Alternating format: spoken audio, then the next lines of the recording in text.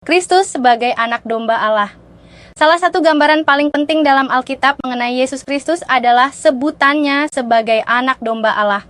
Sebutan ini pertama kali diucapkan oleh Yohanes Pembaptis ketika melihat Yesus dan berkata, "Lihatlah anak domba Allah yang menghapus dosa dunia."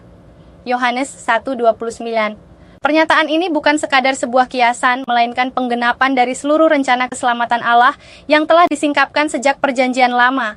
Makna simbolis anak domba. Dalam tradisi Yahudi, domba adalah binatang yang sangat erat kaitannya dengan sistem korban. Setiap tahun, umat Israel merayakan Paskah sebagai peringatan pembebasan dari Mesir.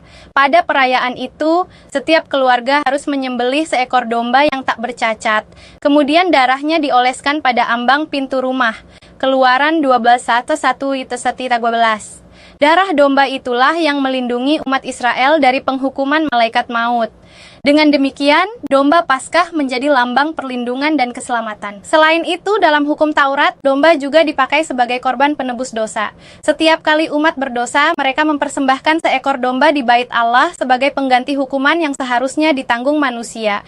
Imamat 4:32-35. Jadi, domba melambangkan penebusan melalui pengorbanan. Yesus sebagai penggenapan korban Paskah. Yesus Kristus hadir sebagai penggenapan dari semua simbol tersebut. Ia adalah domba Paskah sejati yang darahnya dicurahkan untuk menyelamatkan manusia dari penghukuman dosa. Rasul Paulus menegaskan, sebab anak domba Paskah kita juga telah disembelih, yaitu Kristus. 1 Korintus 5:7.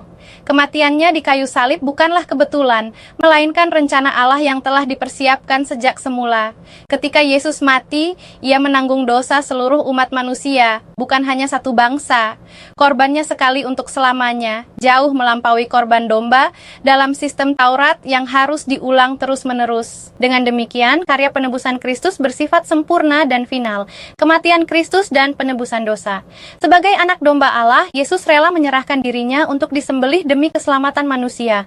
Nubuat Yesaya 53:7 menggambarkan Mesias sebagai domba yang dibawa ke pembantaian, yang tidak membuka mulutnya, melainkan taat sampai akhir. Inilah gambaran nyata dalam penyaliban Kristus. Ia tidak melawan, tetapi dengan kasih menanggung semua penderitaan dan dosa dunia. Darah Kristus yang tercurah di salib menjadi jalan pendamaian antara manusia dengan Allah. Surat Ibrani menekankan bahwa tanpa penumpahan darah tidak ada pengampunan. Ibrani 9:22. Namun berbeda dengan darah domba biasa, darah Yesus memiliki kuasa yang kekal, karena ia adalah anak Allah yang suci dan tak bercacat, anak domba yang menang. Menariknya, gambaran Kristus sebagai anak domba tidak berhenti pada kematiannya saja. Kitab Wahyu menyaksikan anak domba yang telah disembelih, tetapi kini hidup dan memerintah. Anak domba itu menang. Wahyu 5:12-13. Dengan demikian, anak domba tidak hanya berbicara tentang kelemah lembutan dan pengorbanan, tetapi juga tentang kemenangan dan kemuliaan. Anak domba Allah yang disalibkan kini menjadi pusat penyembahan di surga. Seluruh ciptaan memuji Dia yang layak menerima kuasa, hormat, dan kemuliaan.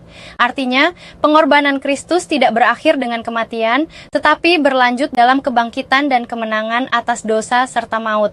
Implikasi bagi orang percaya. Sebutan Kristus sebagai anak domba, Allah memiliki makna yang mendalam bagi kehidupan orang percaya. Jaminan keselamatan darah Kristus menjamin pengampunan dan pembebasan dari hukuman dosa. Panggilan hidup kudus karena ditebus dengan harga yang mahal, umat Allah dipanggil untuk hidup dalam kekudusan dan menjauhi kompromi dosa. Dasar pengharapan anak domba yang menang memberikan kepastian bahwa orang percaya akan turut menang bersamanya dalam kehidupan kekal. Sumber penyembahan. Sebagaimana di surga, demikian pula di bumi. Umat percaya dipanggil untuk menyembah Kristus, anak domba yang layak dipuji selamanya. Kesimpulannya, Kristus sebagai anak domba Allah adalah inti dari Injil. Ia adalah penggenapan dari semua korban dalam Perjanjian Lama, korban sejati yang menghapus dosa dunia. Darahnya memberikan pengampunan, hidupnya memberikan teladan, dan kebangkitannya memberikan kemenangan bagi semua yang percaya. Dengan demikian, umat percaya dapat hidup dengan penuh syukur, iman, dan pengharapan, sebab keselamatan telah digenapkan melalui anak domba Allah yang mulia.